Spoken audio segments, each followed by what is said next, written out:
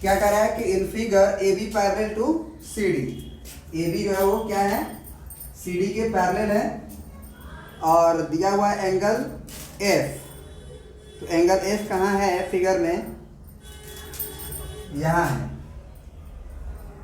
ऊपर की तरफ यहाँ कहीं नहीं, ये 90 डिग्री दिख रहा है आपको, और ये आपका एफ है जो कि 30 डिग्री बना रहा है। बस फाइंड ई सी डी। तो ई सी डी कौन है, ये पॉइंट ई है, ये पॉइंट सी है और ये पॉइंट डी है, यही ना। चलिए निकालते हैं।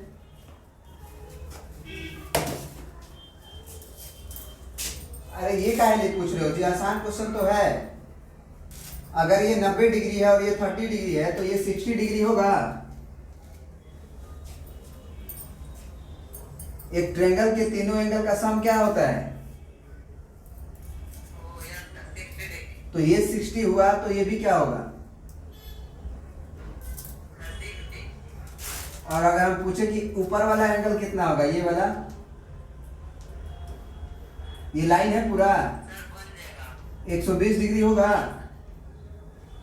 अब ये 120 डिग्री तो ये भी 120 डिग्री ही ना होगा करस्पॉन्डिंग एंगल से, क्योंकि ये लाइन और ये लाइन क्या है, आपस में पैरेलल है। तो ई सी डी पूछा था और ई यहाँ था आपका, तो ई सी डी निकल गया ना। और कोई क्वेश्चन पूछना हो जो पूछो। चलिए क्या कह रहा है ये क्वेश्चन कि in figure so that A B parallel to ear, और ए बी आपका यहाँ दिया हुआ है, ये ए बी है, और सी डी आपका बन ही गया है, यह बन ही गया है। ये एंगल कितना डिग्री दिया है जी, 66 डिग्री। ये एंगल कितना दिया है, 36 डिग्री। हाँ, ये एंगल दिया है 30 डिग्री। तो बोल रहा है, और ये साथ ही साथ क्या दिया हुआ है, 150 डिग्री। तो हो तो गया प्रूफ। तुम्हें अगर A B parallel to C D का ई एफ करना है, A B parallel to E F करना है, तो सबसे पहले ए बी को पैरेलल कर लो सी डी के। क्या ए बी हमारा सी डी के पैरेलल है, कैसे पता चलेगा।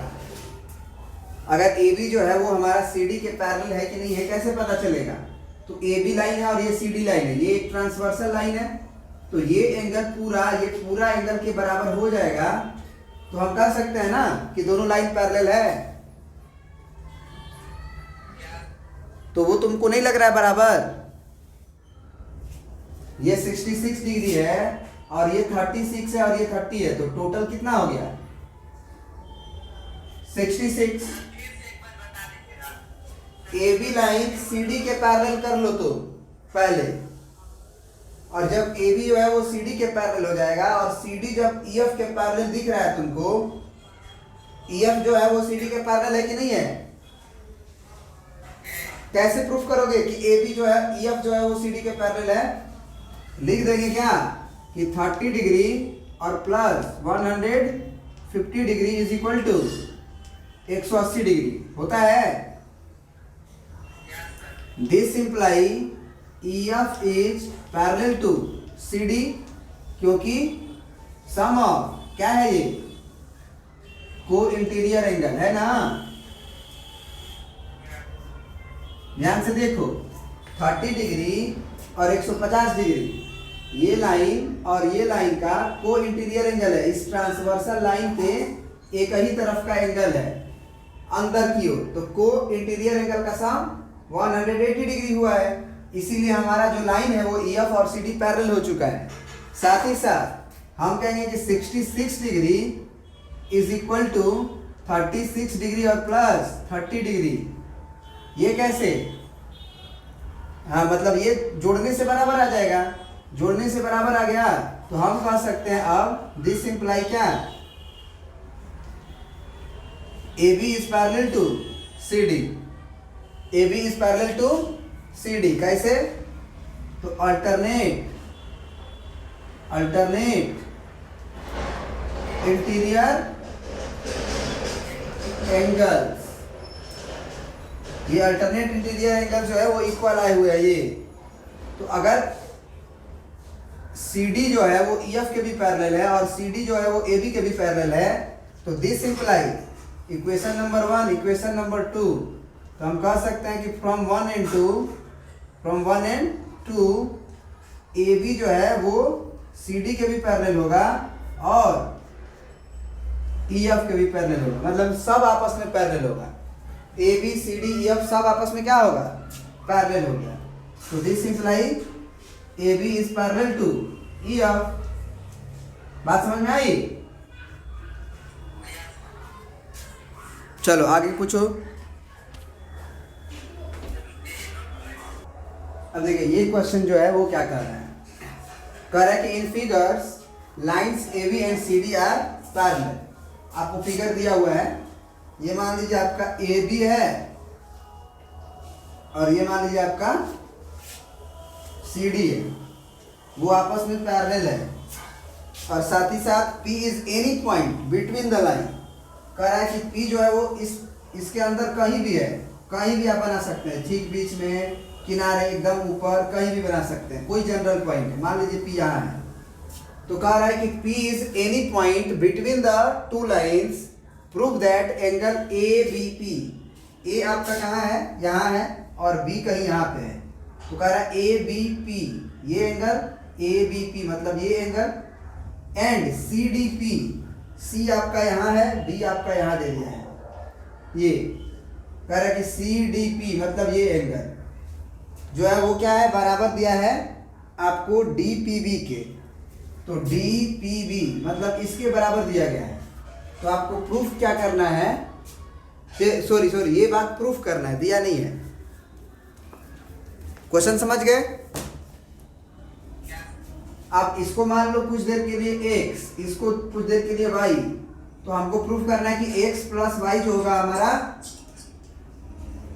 क्या होगा, DPB, मतलब ये देखो DPB, ये पूरा एंगल Z मान लेते हैं, तो हमको प्रूफ करना है एंगल Z। कब ये बात प्रूफ करना है, AB जब वो CD के पैरेलल है। ये जो है D पॉइंट नहीं है शायद, ठीक है D ही है, ये पॉइंट जो है ना आपका D नहीं है बल्कि यही D है, कोई दिक्कत? और B आपका वो नहीं है बल्कि B आपका यही है ना, कोई दिक्कत? समझ रहे बात को ना? तो ये क्वेश्चन हम करा चुके हैं।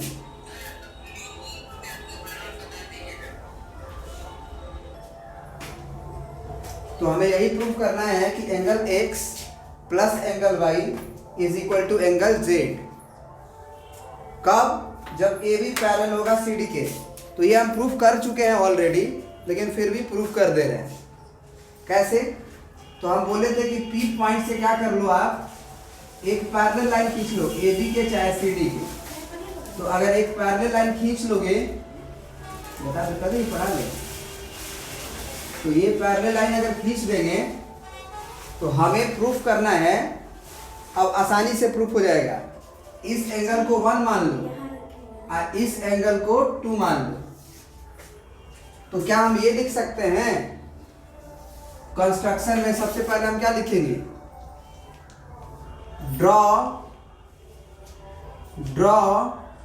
PQ पैरेलल टू AB और CD, या AB के या CD के। This imply angle X is equal to angle 1 and angle Y is equal to angle 2। ये दोनों हम कैसे लिखे हैं, alternate interior angle, alternate interior angle. समझ में आ रहा है? यहां तक समझ में आ रहा है? अब दोनों को जोड़ दो, तो LHS में हम जोड़ेंगे तो x प्लस वाई मिलेगा, और RHS में जोड़ेंगे तो एंगल 1 प्लस एंगल 2 मिलेगा। तो एंगल 1 प्लस एंगल 2 किसके बराबर हो जाएगा, एंगल 1 और एंगल 2 जो है जोड़ेंगे तो क्या एंगल Z के बराबर होगा? यही तो प्रूफ करना था। हो गया प्रूफ? चलिए इसको भी प्रिंट आउट कर लीजिए। देखिए क्या कह रहा है क्वेश्चन, बढ़िया क्वेश्चन है ये। कह रहा है कि in figure P Q and R S are two mirror placed parallel to each other. आपका फिगर दिया हुआ है, लेकिन हम फिगर क्वेश्चन को पढ़ते हुए बनाएंगे ताकि फील आए क्वेश्चन में। क्या कह रहा है कि in figure P Q is parallel to R S, P Q is parallel to R S. तो ये मान लीजिए आपका पी क्यू मिरर है और ये आपका आर एस मिरर है, आर एस। कोई दिक्कत? दोनों मिरर है आपका। मिरर को कभी देखे हैं? पीछे कलर्ड रहता है, कोई ना कोई कलर सिल्वर्ड किया जाता है।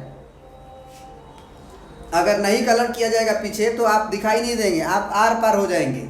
आर पार का मतलब आपका इमेज नहीं बनेगा। अगर किसी मिरर में हम दिखाई देते हैं तो उसके पीछे क्या होता है, सिल्वर्ड हुआ किया जाता है या कलर्ड किया कर दिया जाता है। एक फेस पे और एक फेस पे छोड़ दिया जाता है, तभी हम लोग को उस किसी ऑब्जेक्ट को उसमें देख पाते हैं मिरर के अंदर। तो कह रहा है कि two mirrors P Q and R S placed parallel to each other and incident ray A B, and incident ray A B. ये मान लीजिए आपका ए बी एक इंसिडेंट रे, ठीक है। Strikes on the mirror P Q, strikes the mirror P Q at B, B पे strike किया। The reflected ray moves along the path B C. जो रिफ्लेक्टेड रे है, अब देखिए क्या था हमारा कि जो बी सी रे था, सॉरी रिफ्लेक्टेड रे था, रिफ्लेक्टेड वर्ड यूज किया रिफ्लेक्टेड। तो रिफ्लेक्टेड का मतलब जानते हैं ना, ये रे इंसिडेंट है और ये जो एरो का निशान दिया ये रिफ्लेक्टेड है। ये रिफ्लेक्टेड रे क्या अगेन होता है, अगेन टकराता है अगला मिरर से, और अगला मिरर से कहाँ टकराता है, सी पे, और फिर यहाँ से वो रिफ्लेक्ट होता है mirror R S at C and again reflected back along C D, है ना। जो आर एस मिरर है उसको सी पे रिफ्लेक्ट होता है और रिफ्लेक्टेड बैक होकर वो कहाँ चला जाता है, सी डी के अलोंग। तो हमें प्रूफ करना है कि ये जो ए बी लाइन है, ए बी वो सी डी के क्या है, पैरेलल है। समझ में आया बात? तो आसान है ना। हमको अगर ए बी को सी डी के पैरेलल करना है तो हमको किसी न किसी तरह से ये पूरा एंगल को इस पूरे एंगल के बराबर करना होगा। बात समझ रहे हो नहीं? किसी तरह से हमको ए बी एंगल को, ए बी साइड को सी डी के पैरेलल करना है। तो हम कह सकते हैं कि ये एंगल और ये एंगल हमारा अल्टरनेट इंटीरियर एंगल है दोनों के लिए। ऐसे अगर है तो कोई अल्टरनेट इंटीरियर एंगल है कि नहीं?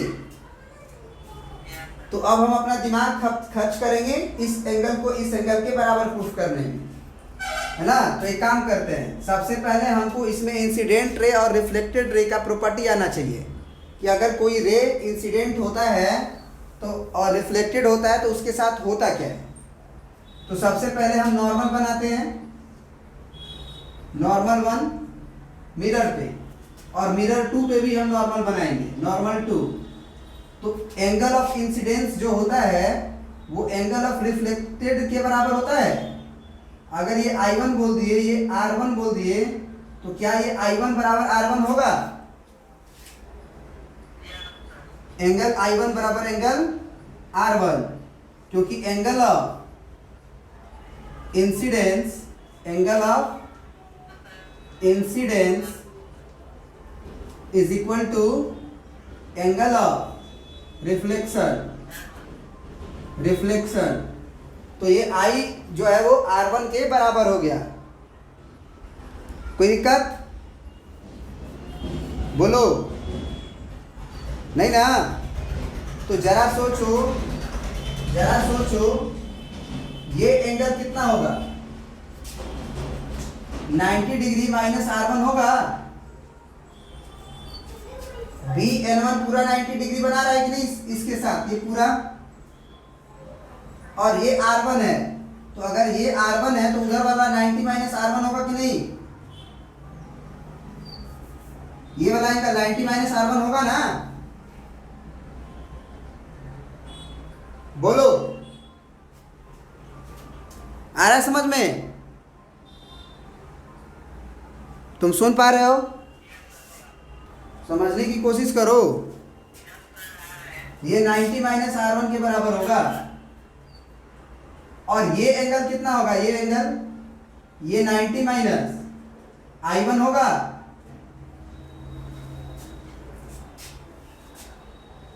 यहां से यहां तक, क्योंकि ये फिर से देखो ये 90 डिग्री है पूरा, उसमें से ये इतना I1 बोल रहे हो, तो ये 90 माइनस I1 होगा ना, बोलो, बात समझ में आ रहा है। अब यहां पे देखो, यहां पे इस एंगल को I2 बोलो, I2, और इसको बोलो R2, क्योंकि ये भी एक नॉर्मल है, ये एक इंसिडेंट रे कहलाएगा। RS देखो, ये जो PQ मिरर है उस पे तो वो टकरा के गया है तो रिफ्लेक्टेड रे कहलाएगा, लेकिन RS जो मिरर है उस पे आ रहा है, तो आ रहा है तो एंगल ऑफ इंसिडेंस कहलाएगा, और ये फिर रिफ्लेक्टेड रे, तो एंगल ऑफ इंसिडेंस जो बनता है वो नॉर्मल और इंसिडेंट रे के बीच बनता है, तो I2, और एंगल ऑफ रिफ्लेक्शन जो बनता है वो नॉर्मल और रिफ्लेक्टेड रे के बीच बनता है, वो ये है R2। तो क्या हम फिर से बोल सकते हैं कि एंगल I2 बराबर एंगल R2, बोलो, बोल सकते हैं कि नहीं,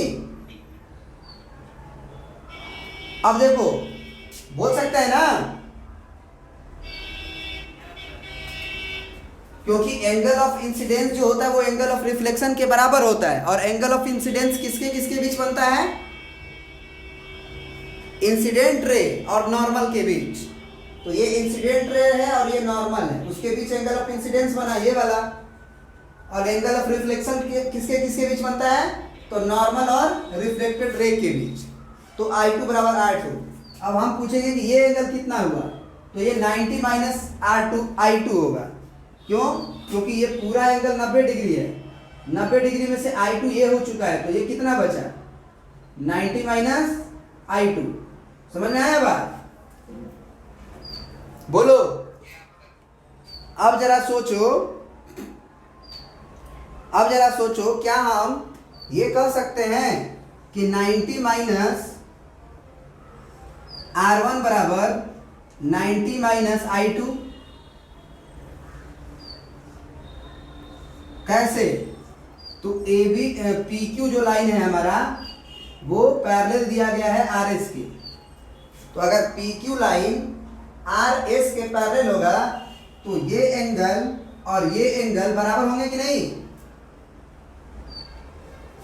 दो लाइन PQ और RS हमको पैरेलल दिए गए थे, दोनों मिरर थे, तो ये ऐसे हुआ तो ये एंगल और ये एंगल बराबर होंगे ना, अल्टरनेट इंटीरियर एंगल, तो उसी तरह से अल्टरनेट इंटीरियर एंगल बराबर होंगे, ये 90 minus R1 angle 90 minus I2 के बराबर होगा, क्लियर है। अब जरा हमें बताओ, 90 डिग्री और 90 डिग्री कट जाएगा, माइनस R1 बराबर हो गया माइनस I2, तो माइनस माइनस भी कट गया, तो R1 बराबर हो गया I2। अब एंगल I1 जो है, सॉरी एंगल R1 जो है वो I2 के बराबर हो चुका है, एंगल I2 जो है एंगल R1 के बराबर हो चुका है, यही ना R1 था, तो I2 अगर R1 के बराबर हो गया तो हम ये कह सकते हैं, कि जो BN1 रे है और CN2 रे है वो पैरेलल होगा, और साथ ही साथ हमको जो प्रूफ करना था उस पर गौर करो, अगर हमारा अभी अभी एंगल R1 बराबर आ चुका है एंगल I2 के, तो हम इसमें दोनों तरफ 2 से गुना कर सकते हैं, मल्टीप्लाई बोथ साइड बाई 2, अब 2 से गुना करेंगे तो ये 2 ऑफ एंगल R1 होगा, ये 2 ऑफ एंगल I2 होगा, अब 2 ऑफ एंगल R1 का मतलब ये R1 का दुगना, तो R1 और I1 क्या है आपस में, बराबर है। तो अगर इसे हम angle R1 plus angle R1 लिख लें, इस I2 को हम I2 प्लस I2 लिख लें, तो हम क्या एक ठो जो हमारा ये R1 है वो R1 और I1 तो बराबर है ना,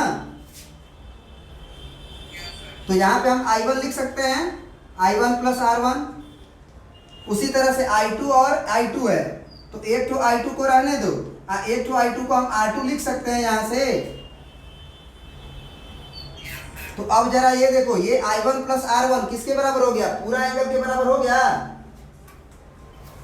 और I2 प्लस R2 क्या ये पूरा एंगल के बराबर हो गया। तो यही तो हमको प्रूफ करना था, यही तो हमको क्या करना था, प्रूफ करना था ना। तो अब हम क्या लिख देंगे जरा बताओ। अब लिख देंगे यहां के बाद, यहां के बाद लिखेंगे this is alternate interior angle for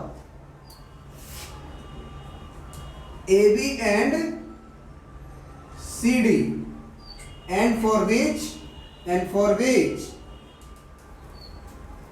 BC is transversal line। तो अगर AB और CD के लिए अगर BC ट्रांसवर्सल हुआ है और I1 plus R1 I2 plus R2 के बराबर हो गया है, दिस इंप्लाई ABG जो है वो पैरेलल हो जाएगा CD के। आया बात समझ में। तो ये आज इतना ही रहेगा। Okay, thank you.